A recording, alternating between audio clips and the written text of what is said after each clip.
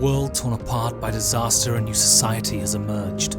Scarred survivors band together, their shared humanity, the only thing that keeps them pushing on against the hordes.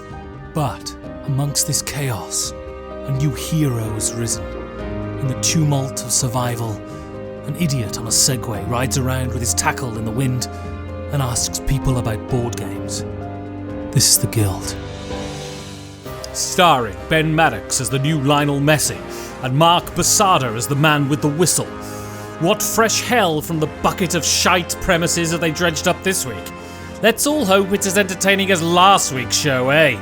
Those Second City folks must be quaking in their boots with all the talent on display here. I heard Stephen Colbert has begged to be on the show, but isn't talented enough. Right. Where's that bottle of bleach? You know, I mean, not that there's a lot of food, so everyone on the compound is, fairly thin. But it's nice to see that you're encouraging a bit of sort of keep fit for the people, a bit of healthy competition to keep the morale up. Yeah, it has been, although it's led to an issue I've had in putting the team together.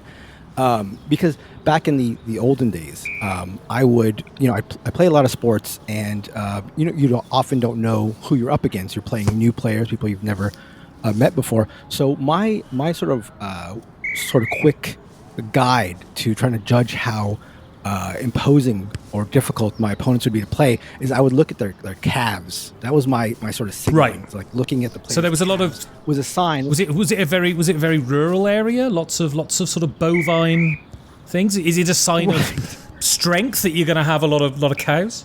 Carrying a lot of calves around, right? No, that was it. Carrying, and so it was sort of a dual thing where they would be carrying calves, but then also their calves on their legs. So it was like I looked at their calves and then their calves. Oh, so it's sort of like calves squared sort of thing. That's correct. Double calves is how I would refer to it. But calf squared is probably more mathematically appropriate. But yeah, you're right. Now with everybody being as emaciated as they are, trying to figure out who to put on the squad has been a little more difficult. But I sort of found a new way to do it. And so what I do now is I base the players I pick purely on 30 seconds of conversation. 30 seconds conversation, and I know exactly where to place people on the squad. So we've been going now for about 45 seconds, based upon our brief conversation, and I know I'm not wearing any clothing. That might help with the appraisal, in fact. So where am I playing? You are center forward. You're playing right up front. I'll tell you why. Okay, you're on the Segway. Tell me why. Right? Okay, I'm on the Segway. On the Segway. Speed. You've got the pace. All pace. Yep. You've got pace there. And I think the nakedness is an advantage. I think it makes you like less naturally appealing to mark tightly. I think, people are going to tend to stay away. Sure. Given the nakedness, given the odor, all that stuff, I think the man marking would be... I mean, it'd be nice if you didn't mention it, but I understand I do stink, yeah. Right. Well, I've got the coaching thing, so I'm trying to be honest with my players. So right. Yeah, no, you've got the sort of you're the up front, maybe the Sadio Mane on our team. Yeah, no, I've got. I mean, so I was walking around. I know that you talk to the board game folks around here, and that's who I sort of congregate with, and that's who I'm trying to sort of build a team around because I have some familiarity with them. Okay. So Dan Hughes. Start talking to him. He's centre back. Gotta be. Absolutely. I have it penciled down here. Dan Hughes, grumpy, scary, zombie, center back. Boom, easy. Right. I've got his cohort, Mike Delisio, hardworking, head grindstone. So I've got him full back. I've got him going up and down the line. Yep. I've got Kellen, my compatriot at former colleague. Former colleague, right? Yes, before the stuff that happened. Doesn't get the whole football thing. Very what is soccer guy, So right. Can't grasp the no hands thing. So I've got to stick him in goal. So he's back there catching things. He doesn't understand. So I mean, he never struck me as particularly tall and athletic back in the day. But was he something of a one-on-one whiz? If that's the right nomenclature. Not at all. Right. Yeah, right. Makes sense. No, that's not the case. You just take what you can get at this point. We are playing, with the undead. Any port in a storm, they say. Right, exactly. That's exactly correct. Yes, you got it. So I've got Matthew Jude right there in the center mid, creative, plenty of ideas. Young and energetic. I got him creating stuff. Got a sort of Alonso feel, Xabi Alonso sort of deal. So got the whole team set. So we've got a team. Essentially, you're building a team of board game people. So you're not expecting a lot of running, athleticism, or skill. Then I assume. That's correct on all counts.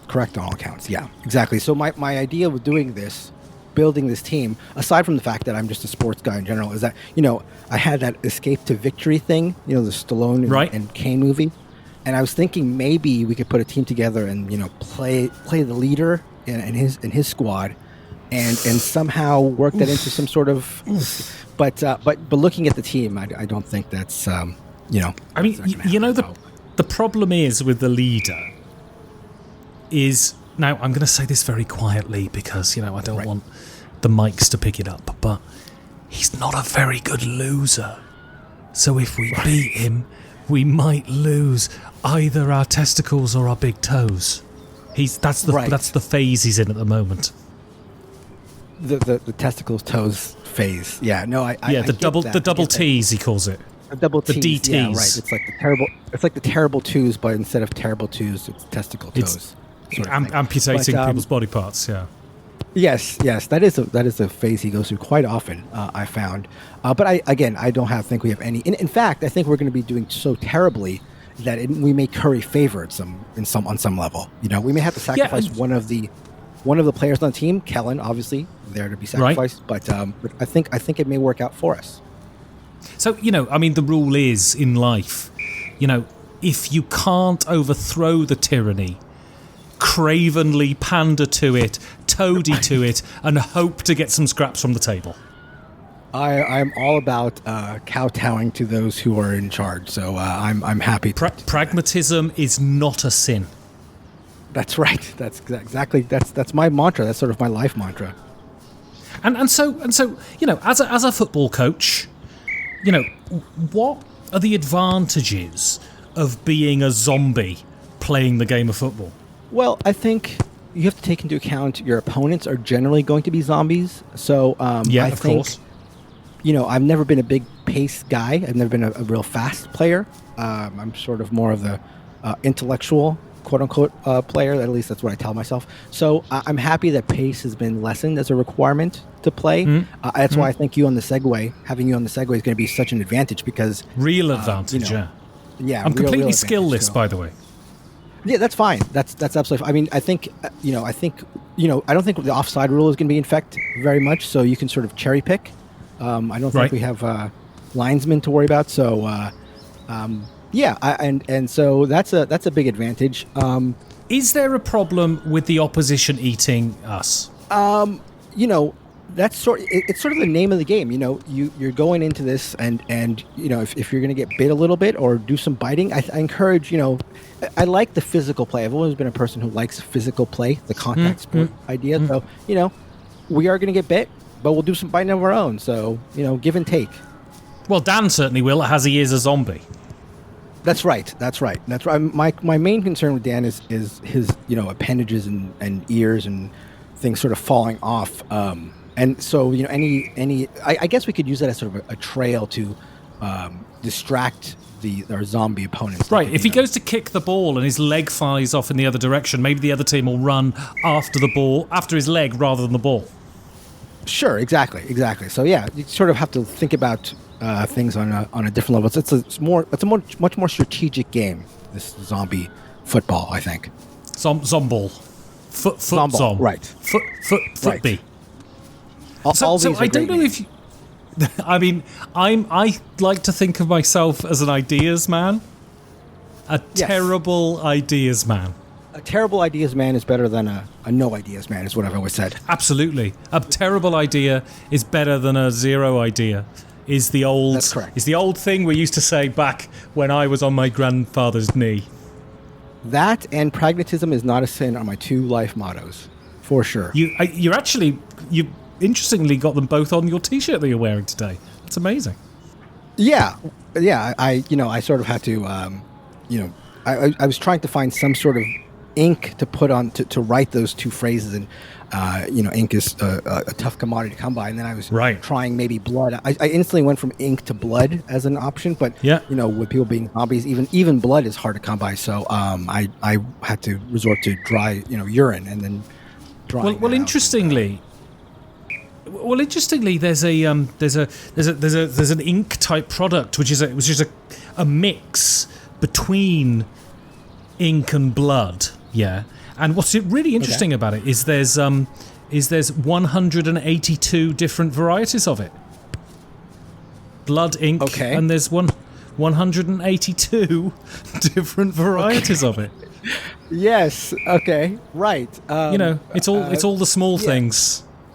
Yes. Yeah. All the small things. You got me there. Take off your shirt. Anyway, and jacket. Right. I mean, I don't know if. I think that was the album, yeah. So I don't know if take off your pants and jacket. Yes. So I can't think of any more. No, I certainly cannot. Anyway, so I don't know if you're familiar that I go around the Segway bringing joy to people by asking them, things about board games. Yes. And right. I've been asking them, and as I always say, some of them cry, some of them sort of go, my family are dead. And after the recent lockdown, a lot of sort of walking around with arms that have been eaten off and things because, alive and all that. And some people spoke to me. So the question I asked this week was, what makes the perfect player? So it's not a sort of particular person, but it's the way they manifest their behavior at the table. What makes them perfect? Right. And we're talking about here board game players as opposed to football players. Just to make sure in this case it's So I mean, frankly, the segue that upon which I'm standing is perfect. So for me, it's a couple things. I think I want somebody to want to play the same games I like. Which is my tastes tend to run the gamut from the very light to the very heavy. So I like people who have an interest in trying and playing games that sort of run the gamut in terms of the heaviness or the complexity or whatever.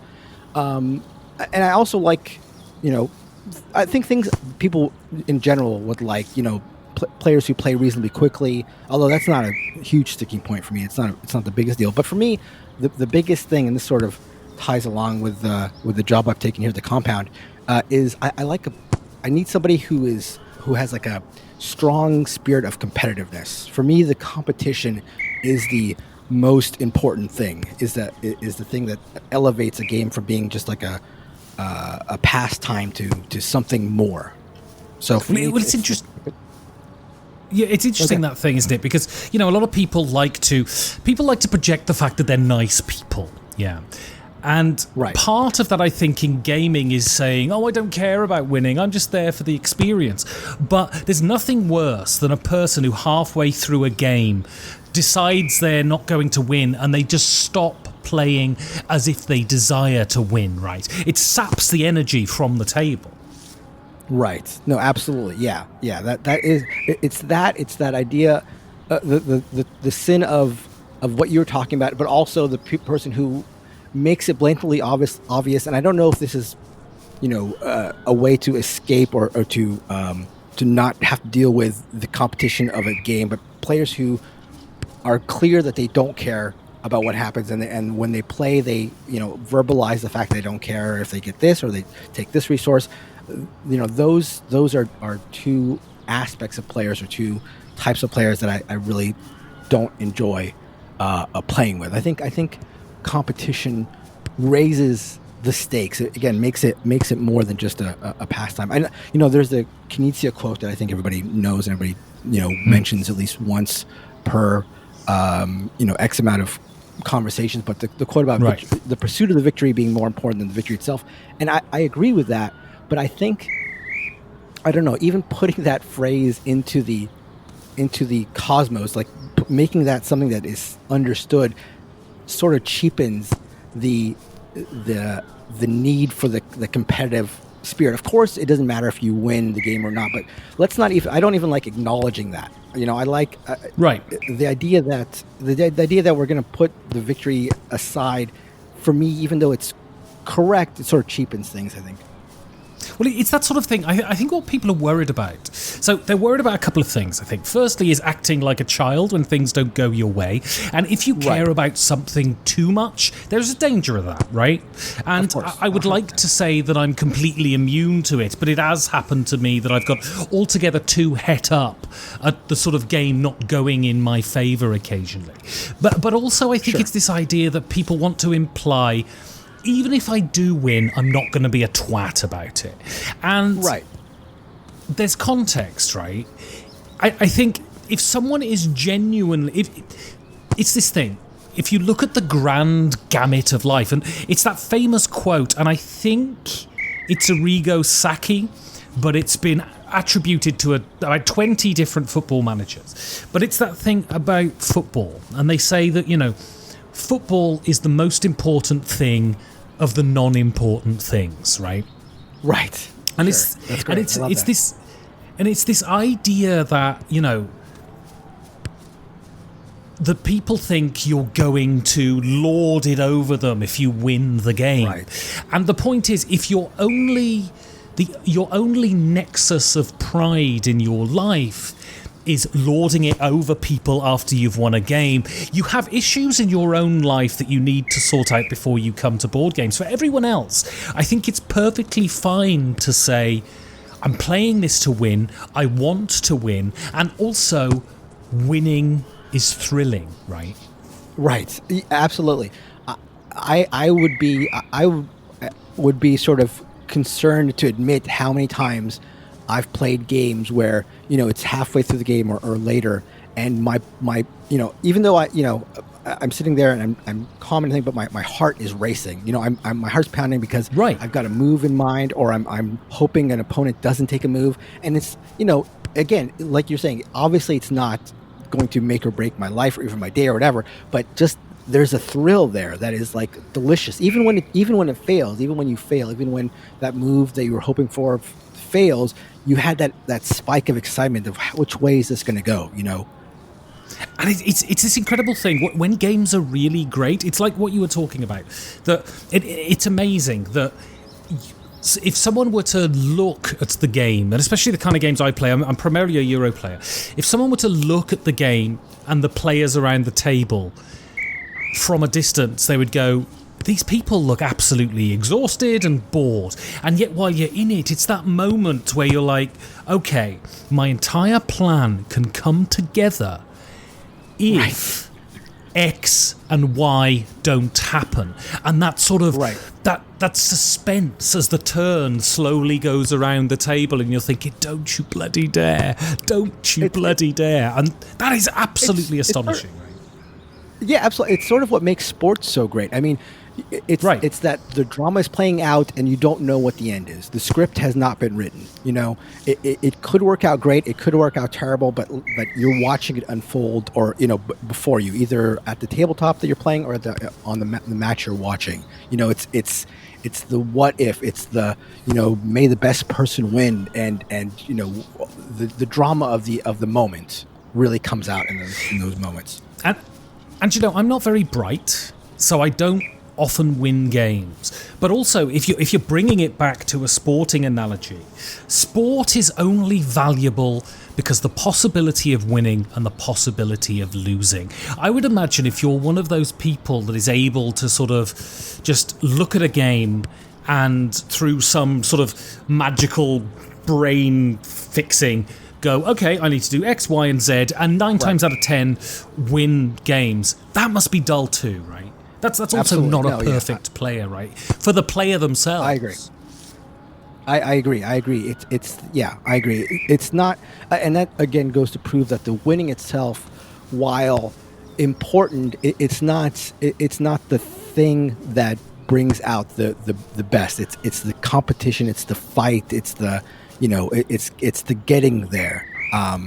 but you really need to be wanting to get there. It can't just be if I win or if I lose, it doesn't really matter. It has to be a goal. Absolutely. And so, would you say that playing a board game, now this might sound tremendously pretentious, but hey, why end a winning formula? Would you say that playing a board game is essentially a team sport?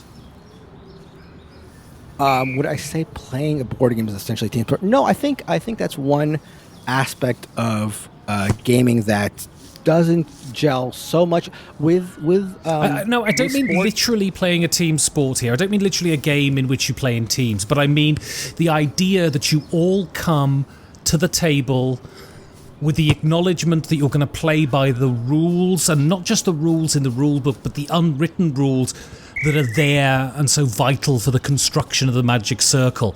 And although you're competing with each other within the context of the game, you're actually, the meta is a team sport that you're all agreeing to buy in to the customs of playing. That's interesting. The rules analogy with sports is something that is apparent and something that I've definitely considered, and I think is sort of clear on its face. But you're making it, the idea that you're making it into a team sport that we're all playing together, even though we're competing in it, is an aspect that I hadn't really considered. That's an interesting analogy. I think it's apt. I think that makes a lot of sense. Because if you look at a football match, right, if no one agrees, if one team says, we're just going to piss around and run at 30% and not really bother, then it breaks down functionally, right? Right. Yeah, exactly. Then the whole thing is sort of a farce. Yes, exactly.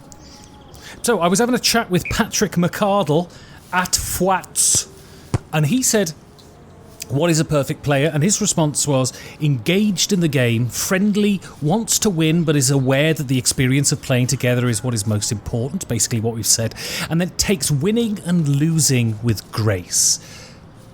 Can you ever remember a time where you haven't taken winning or losing with grace?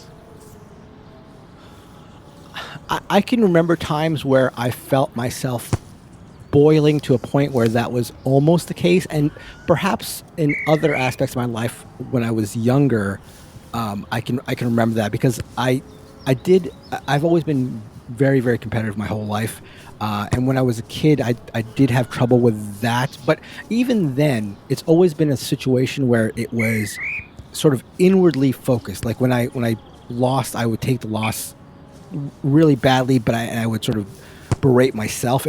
I've never really had an issue with lashing out at others, and I think that's probably I much rather play with a person who's milquetoast and is going to be bland than a person who is the ultra competitive, where it sort of poisons it, where they're being like a stickler with the rules to where they won't let a person who makes an obvious mistake take it back, or who's head down and won't joke. I think one of the most important things that competitiveness brings to games, at least for me, one of the things I love the most is the trash talking at the table. I think when you one of my favorite parts of the competitiveness of games is taking shots at somebody, taking good-natured shots at somebody, and taking good-natured shots at myself and having them take shots at me. Because I think when you are playing a game and you are comfortable enough to allow yourself to say these things that are maybe not the most polite. When you're taking these shots at people, it's not the most polite thing. It's something you wouldn't probably do in normal life. But when you're comfortable enough to do that around a table, and you're also comfortable enough to make yourself vulnerable enough to open up to being ridiculed in these sort of joking ways, I think both people in that scenario are sort of more open and more vulnerable, and it allows you to. And it's the same thing with sports. Like you're able to forge something, this connection that you wouldn't otherwise, because there is a lack of formality. There is a willingness to engage and to be vulnerable, and that's one thing I think competition allows. Yeah, I mean, and this is the beauty of having a regular game group as opposed to a game group where there's lots of people and you end up playing with random people every week is that you can develop those permissions. Because I'm someone who's very loud, very outspoken, and I tend to do the banter thing. And most of the time I'm fine, because most of the time I can sort of read the context of the room, but sometimes people just don't get it. People are very sensitive, or sometimes I just crack a joke at someone's expense and it's just badly timed or ill-placed, and it's just not funny. And having a regular game group is really enjoyable for those permissions that you take, right? Absolutely, yeah. You can sort of, it's just a sort of comfortable, safe space where you can, completely let your guard down and be yourself and joke and, again, really connect with the people around the table, because you know them, you know that they're going to take your ribbings good-naturedly, and you're, that sort of thing. I think when it comes to one thing that I've sort of tried to cultivate in my own gaming with people who I don't tend to play games with, at a convention or whatever, is to try to instantly pretend in my own mind that they are part of my game group, but carefully. So it's like, I will be more open to taking self-deprecating shots. Like I'll make fun of myself, for sure. More easily, more openly, but I'll try to do it with a twinge of, after I've sort of established that I'll make fun of myself, then I'll take a little shot at them just to show them, like, hey, I'm an idiot. I'm taking shots at myself. So if I rib you a little bit, I'm just, I'm with you. You're we're part of the same thing. And I think that is something that people tend to appreciate or like. They like, again, just to like that human connection. I think it's just a part of human nature. Just a clarity of, we are doing the same thing. We are, here together. And it's just something that I try to do, and I think it works for the most part. And so you're a former citizen of the irradiated states of America, and that's correct. I am someone who likes to swear. I've written pieces on why I think swearing is vibrant, why I think it's the core, it's the nuts and bolts, it's the toolbox of language. And I used to, before the Troubles, live in Berlin, and the Germans kind of seemed to me less puritanical, a more mature society, and swearing was never an issue. And so part of banter would be swearing, not calling someone a cunt or something, but swearing. And I find that Americans have a problem with that. If you were playing at a convention, at a table with Americans, what's your view on the use of language? Would you curb that for fear that someone would turn to you and say, please don't use foul language in front of me? Right. I don't think that would be my concern, but it would be something in the same vein. I would worry that it would, cause someone to blush or to think it's, improper or not right for a first like a first meeting or a casual sort of like encounter like that. It would be something that I would feel like I needed to curb in a situation like that. So I was having a chat with Danny Perello at Relax, and he said, what makes a good player are the same things that make a good human being. So what I want you to do is I'm going to read this adjective, and I want you to grade yourself out of 10 on these adjectives. Are you ready? Okay. I'm ready. So, number 1, generous. 10. No. I would say, I'm not afraid to toot my own horn. Anyway, if I could do that, I wouldn't leave the house, Mark. That's true. That's true. Believe me, I've tried. I think I'm pretty generous. I have a pretty large. I know some people get upset when they are the ones who provide the games and seek some sort of recompense or whatever. I don't have problems lending out my games or bringing games or then teaching people new games. So I think I'm pretty generous. I'll give myself a big 10. Can I go to 11? Is that possible? Always. Can always go to 11. Okay.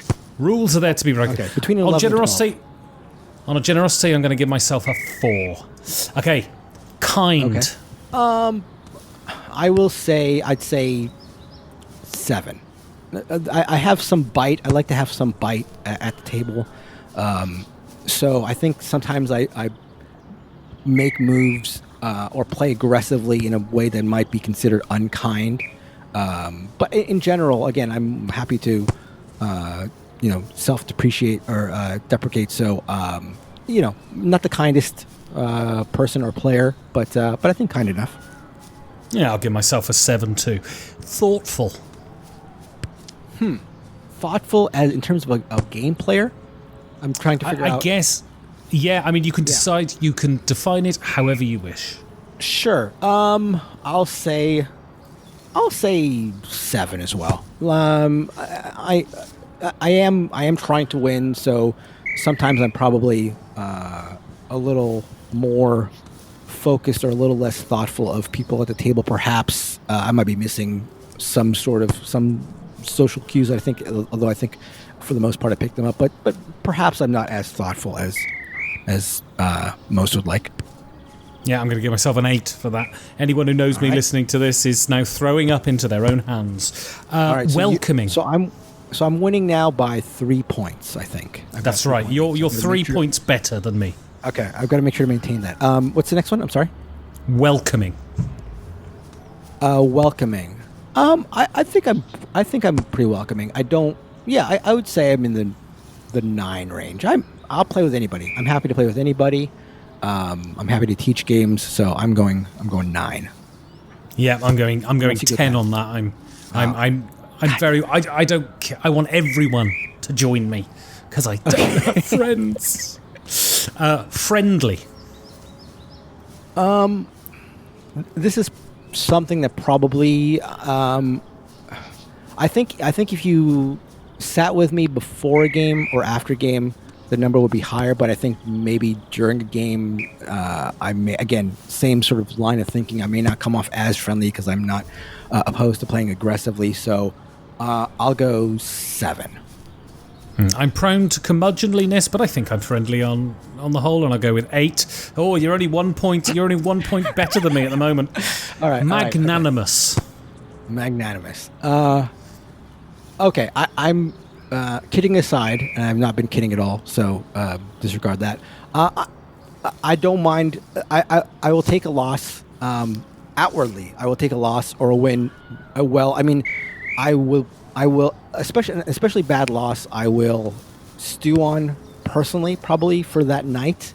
I can remember my painful losses a lot easier than I can my great wins. But I will never outwardly act on that because I know it'll ruin other people's day. And there's nothing I gain from being a poor loser or a boastful winner. There's nothing for me to makes my experience better. So I think I'm generally pretty magnanimous. I'm going to go for a 9. Yeah, so magnanimous to me is a synonym for used to losing. So I'm absolutely 10 across the board with magnanimity because I don't win. And finally, so are we drawing now, going into the last one? Gotcha. Can I ask not that planned at all. Can I ask that you answer this one first? we should, because we're obviously face to face with each other in the real world, we should write it down on a piece of paper and then reveal it. But I'll go first. You're the guest. Okay. So sure. Focused. All right. How focused are you? Good. It's not looking good for me. It's not looking good. I would say I'd give myself, unfortunately, a 6 for focused. I will.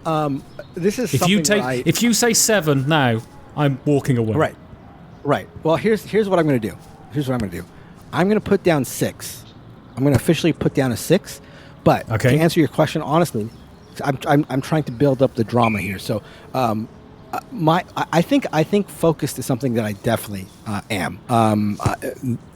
Again, I really want to win, so I have no problem being focused. Again, not focused to the point where I'm going to skip out on any conversation at the table, because I love that conversation. I love that banter, as you're referring to. So I would say I'm probably a 9 or something here, but I'm gonna put down a 6 because I want to go into extra time. Oh God, I have. That's the last adjective. Okay. So we need one more adjective for right, and I am going to go onto the compound internet, and I'm going to type out into the compound Google random adjective generator, and let's see what the compound search engine does. Okay. It can be a skill with a segue. I'm concerned about number of adjectives 1. I'm gonna generate a random adjective. False. That's what came up. Don't blame me. Blame random adjective generator. All right. Well, I'm a 10 when it comes to being false, so could not be more false. I've been lying the whole time. Yeah, me, I'm 11 when it comes to being false, so I win by a point, Mark. I can't help it. This is random adjective generator, Mark. It's not me. You get the silverware. Thank you very much. Well, anyway, just to wrap up, I was having a chat with. Thank God for editing. I was having a chat with Steve M at Mansa Family. And his second point, not Manson, thankfully. His second point was something that I thought was really interesting. And he said, someone who is open to trying out new games. That's not the interesting part, though. Don't get it wrong, Steve. It's great. Or left of the dial themes, because it's. I'm not gonna lie to you. Whenever I see a Clemens Franz artworked box and the theme is agriculture in the Middle Ages in some random German village, I get an electric thrill, because I know that is going to be exactly what I want. But what I like about the new influx of people into the hobby is the new perspectives and the themes that coming at board games from non-established ways. Are there any particular themes that you've experienced recently that are particularly exciting, that are from left field? I have liked some of the space-related games, some of the more scientific space, not space as in like space opera or Star Wars sort of stuff, but there's a game by I think GMT Space Corps, which is a sort of a little bit more of a hard sciencey sort of thing, which is something that I found appealing. Although in general, theme for me isn't the biggest draw. I appreciate games with novel themes, certainly, but although I am like you, if I see an Agricola clone sort of looking game, I'm all for it. I'm just happy to do that as well, because again, like you, I know it's going to be something that is probably appealing to me.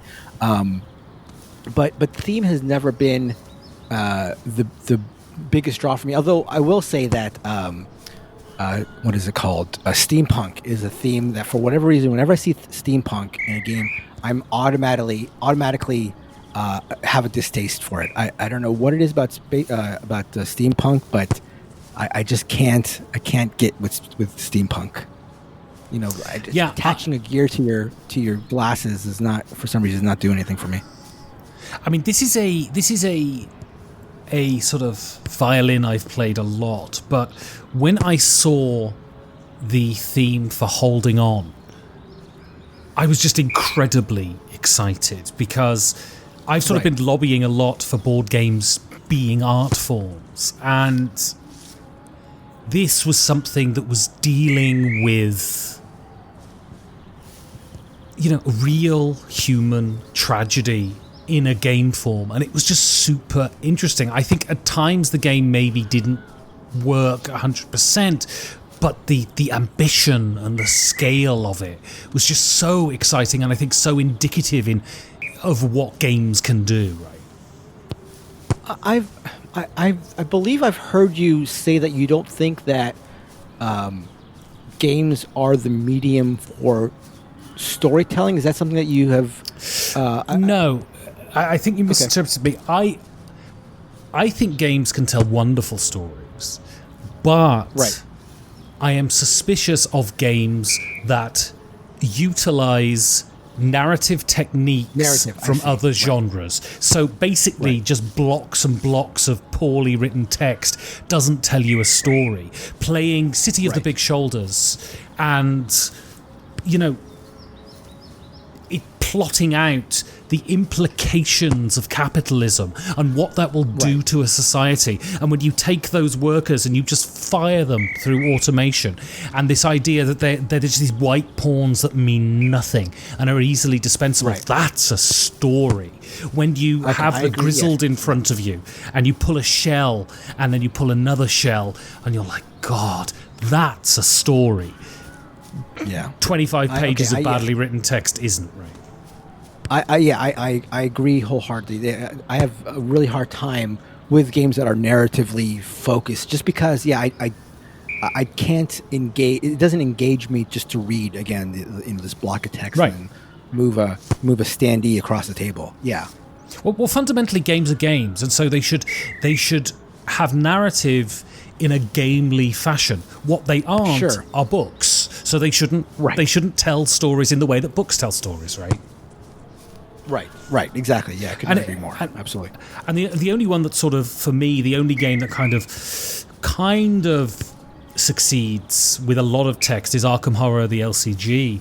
But there is something about whenever you get the new scenario with Arkham Horror, the LCG, the way cards are connected, the way you set out the cards at the beginning of the scenario, they use componentry to evoke place, and that is super clever and super exciting. Arkham Horror, the LCG is... And the writing isn't bad, because usually in board games the writing's atrocious. But here the writing isn't bad either. And although you get sort of front-loaded with it, when you're playing the game, it's not about the text. It's about the interaction of the cards. And it tells the story mechanically, which is what games should do. Interesting. Okay, yeah, I'll have to play that. I've heard a lot of great things about it, but that appeal that you've just set out is especially enticing to me, so yeah. Well, okay then. So, now I've been given the role, the Sadio Mane, the Milan Baros role, if you will, in our team. There you go. What, for the next couple of weeks before the match, what training schedule should I embark on? I just want to see you on that Segway. I just want to see you naked as can be on the Segway. Yeah. I would encourage a no shower sort of strategy. Again, wash less. I mean, that's going to be very difficult, but I'll try. Right. I would. Yeah. I think if you really want to achieve, if you really want to excel, and you don't think that washing less is quite cutting it, I would just say wallow in filth. That's probably a way to go, and there's certainly plenty of filth to go around here. So I would say, just wallow in filth. That's another of my my life mantras is. Wallow in filth. Will Mark regret his decision to have Ben as the fulcrum of his attack? Will he realise that he didn't have to encourage Ben to roll around in his own filth at all? He'll do it anytime, anywhere, any place. Will Ben come on in the first game, lollop around for 30 seconds, twang his hamstring, and then spend the rest of the match drinking Magners and trying to cop off with the corner flag?